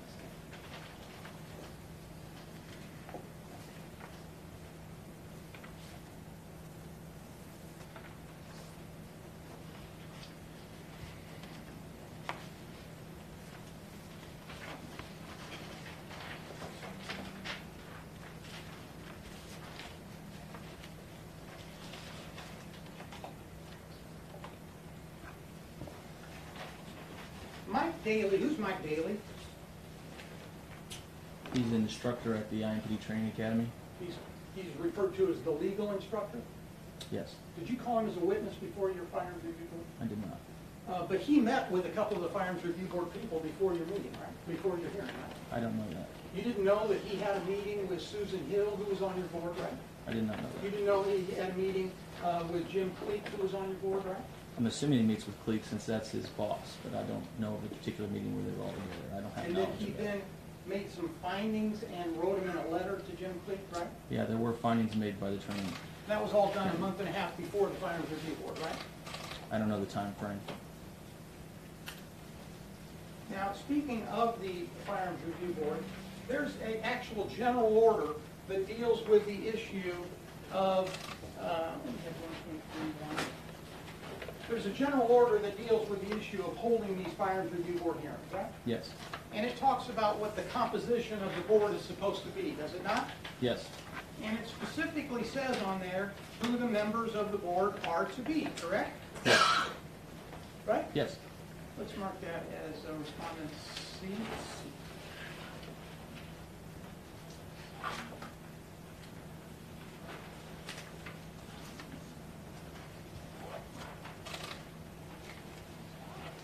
Show you what's been marked for identification purposes as Exhibit C.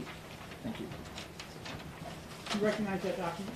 Yes, sir. It's right out of the general order of 1.31, correct? Yes, sir. And it talks about, I think it's subsection 9 or 10, composition of the board, right?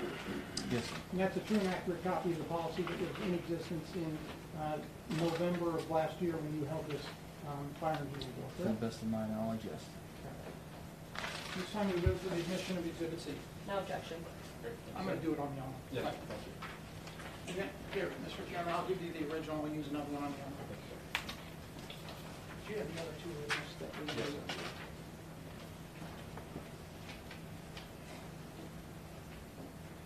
Just a question on the composition of the board. It says that the chairman is the highest ranking member on the board, whoever that turns out to be, right? Yes. And that was you, right? Yes. And then it talks about who the 5 members of the board are supposed to be, right? Yes. First member is the homicide section commander. Were you the homicide section commander? Yes. Where does it say that on the manning table or in your personnel assignments or any file that you can show me that refers to you as, quote, the homicide section commander? Every unit under the homicide, under the investigation division reports to me. Therefore, I'm the commander. We have a rank, appointed rank of commander on the police department. We have no appointed ranks of commander in the investigations division. You got the personnel files.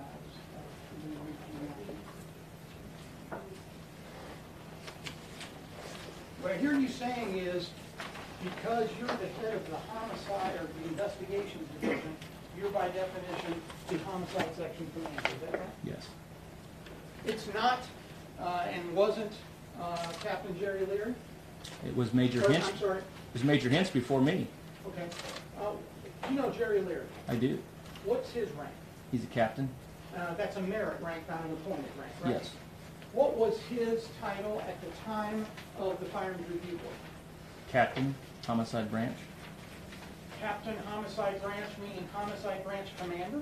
No, I don't mean that. You don't think his personnel file says Homicide Branch Commander? I don't know what his personnel file says. Let's look at that.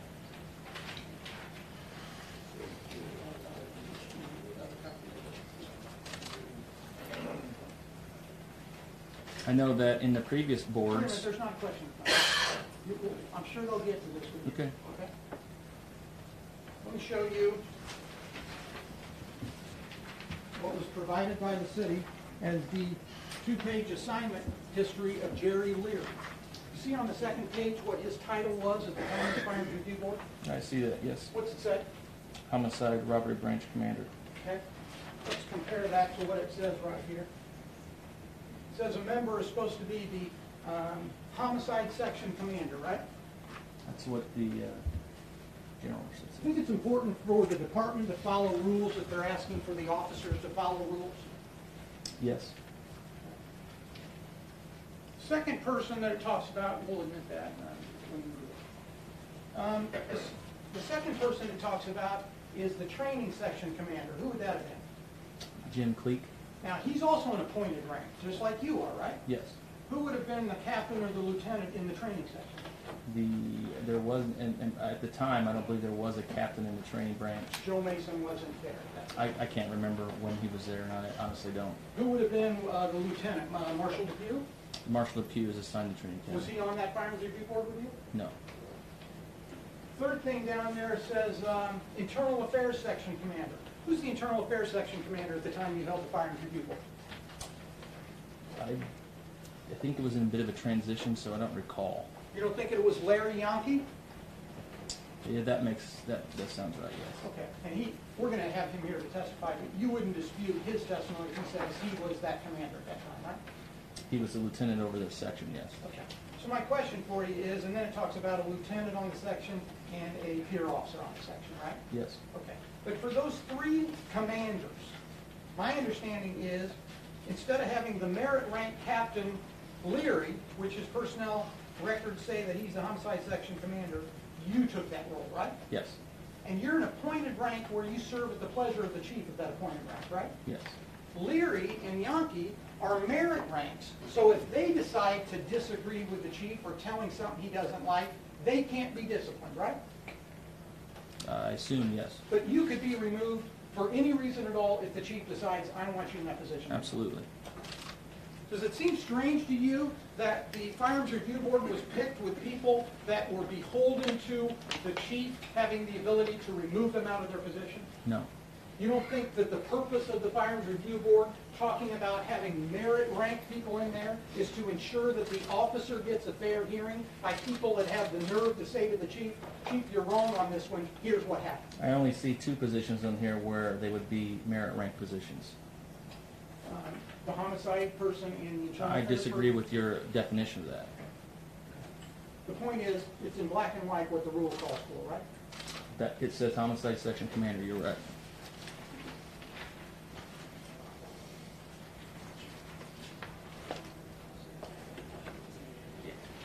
Mr. Chairman, we'll go ahead just for purposes of the record and move for the admission of Exhibit Z. I think it's also stipulated to. That's the two-page on Lear. Thank you, Phil.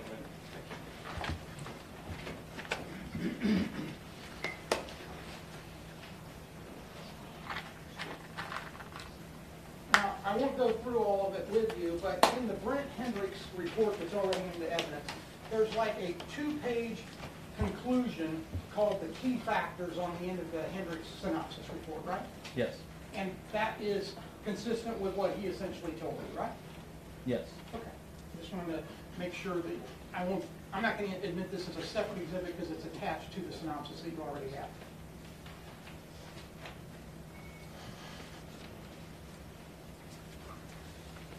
Finally, I want to look at the report that you wrote up and submitted to the chief at the end of the firearms review board process, right? Yes. Now, first of all, normally, as I understand these things, there's one report put together as the report of the Firearms Review Board, and it's signed off and turned in, right? I can't tell you what happened prior to me taking that position with Firearms Review Board. In this case, there were like 5 different letters submitted to the chief, Yeah, right? I had each individual member of the board write in their own words their findings and the justification for their findings. Okay. And you put yours together on official letterhead as kind of the decision of the board, is that fair? Yes. Well, I mean, in my words, I think it even says that these are my reasons why I find them in non-compliance. All right, so let's walk through this. This is your Firearms Review Board the Firearms Review Board decision that you submitted, I think, on November 3rd of 17, correct? Yes.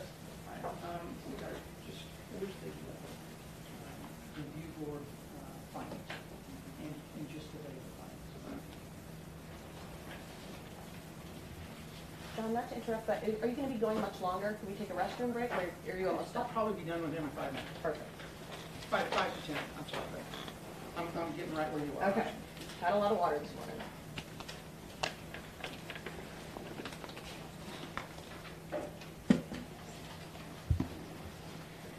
All right, just for purposes of the record, Chief, showing you what's been marked for identification purposes as Exhibit A, do you recognize that?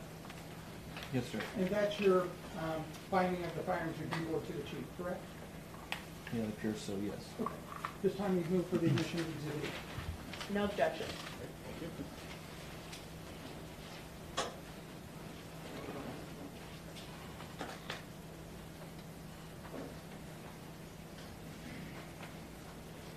Now, I'm going to try to go through this briefly, but I just want to make sure I understand some of these things.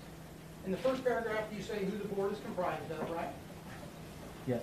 Second paragraph, you say who the witnesses were, Hendricks and Favor and Dinnsen and Howard, right? Yes. Then about the fourth one down, you say this is my justification finding the officers non-compliant, right? Yes. Okay. First thing you say is they did not follow their training and did not conduct a high-risk vehicle stop. Now, once again, you're the Firearms Review Board, not the Academy Training Tactics Board, right? Correct. The second thing that you say is they placed themselves and their vehicles in tactically unsound positions, increasing their risk to be injured. You saw that, right? Yes. You familiar with the Supreme Court case law that says there no longer is a concept called officer-induced jeopardy? I'm not. Did Mike Daly, your legal instructor, tell you about that, that that's not a concept that's been approved now by the Supreme Court? I have not had that conversation with him. Okay. We can talk to Mr. Daly about that. You say that the officers never saw a weapon in the car or in Bailey's hands, right? Yes. Well, you know that's not required, right? We just talked about that. I understand that. So that really doesn't matter, right? It does matter. Well, let's talk about it. In the totality of circumstances, it absolutely does matter. Where'd you get that phrase, totality of the circumstances? It's a legal phrase that I've heard throughout my law enforcement career. Sure you have, and it came out of the court, the U.S. Supreme Court in a case called Graham versus Connor, right? Yes. Graham versus Connor also has another phrase in it, right? That the decision will not be based on 20/20 hindsight, right? It also says that, yes. Yes? But the decision is made on what the officers reasonably believed at the time, right? Yes. So the fact that there was not a gun found is not part of the analysis, right? Wrong.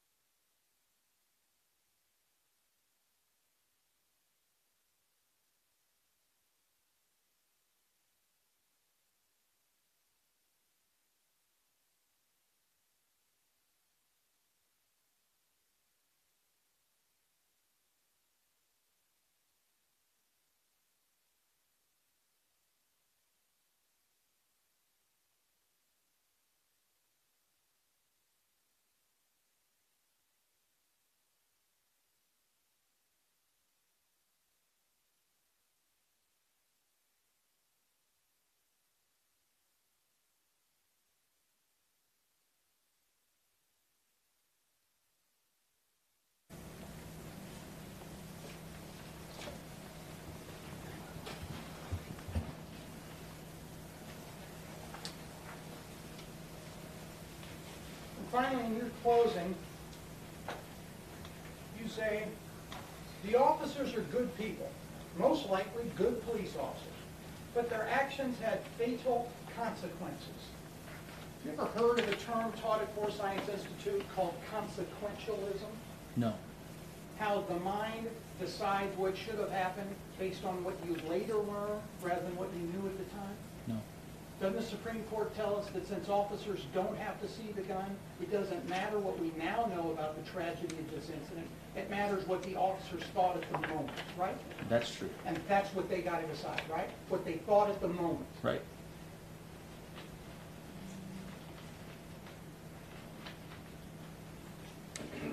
That may be all I have, if I can have one more.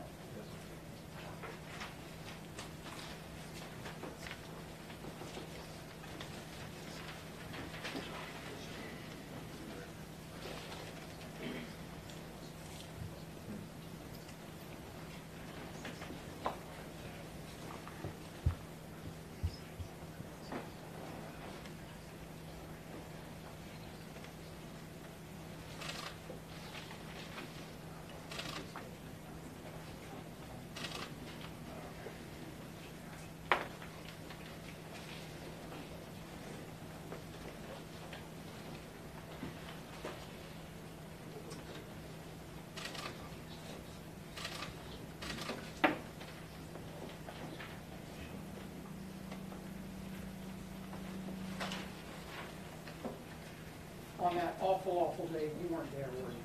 No, sir. These guys were. Yes. This board decides that they were reasonably in fear of their lives, right? Yes. That's all I have. Thank you, sir. Okay, we've gone for about 2 hours here. I suspect you will want to redirect. Yes. And I suspect that will be a little bit longer than just 5 minutes. Is that correct? Unfortunately, Okay, that's fine. I'm going to call us for a break now. We'll start again in 15 minutes. I'm going to ask that we all maintain quorum. Let us leave first, please, and that we'll continue after that. Okay?